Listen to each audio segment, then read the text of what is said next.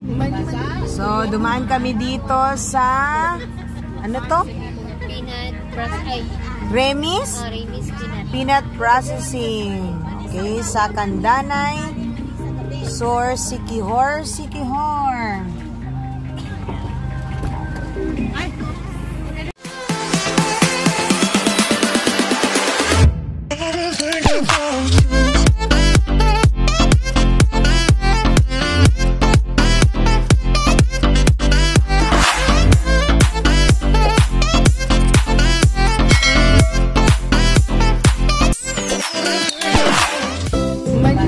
So, dumaan kami dito sa ano to?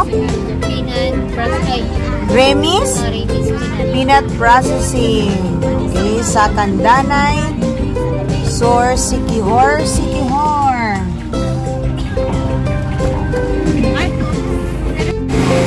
Renis Peanut Processing. Ayan. O, ang may-ari magsayo din. Ayan. So, sa mga gustong umorder. Ay, wala na. So. Oh, mga ganito.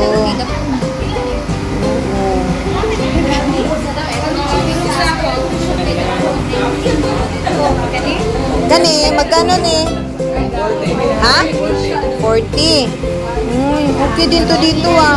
O sige, mo palit ko ani. Mga dalawa ako ani. Naipakapin? Naipatilaw? Yes, patilaw mo kuya. Diba? Yay! Kayo talaga no. Uy, ako'y una mo tilaw kay ako'y nangayo. Ay, di palupig. Di palupig. Di ba kuya no? Mga dalaga no? Ilang peanut butter?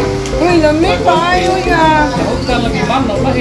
Dili pwede 3 for 100 ni. Ilang peanut butter? Uy, gabi wala ka kaya. Yun naman. Kape benis akong vlog. Lamig ka. Lamig, oy. Lamig. Ayan. Masarap. Huwag din niyo kalimutan dito sa may ano. Ikaw si Renea? Dara, namintin natin yung todo may-ari. Hello, kuya. Salamat sa libre. Uy, masarap. 40 lang to. 40, ma'am. Ay, 40 lang to. Masarap to. Sakto, kami, 19 na siya. Pero happy na siya magtuluan ni. 90 ba? Yan. 90 lang to. 90. Mas makatipid ka dito, 90. Parang tatatluin itong ganito. Ay, kuya, tatlo ang bili. 40 isa. Walang bawas? Wala nang bawas kasi may libre tayo.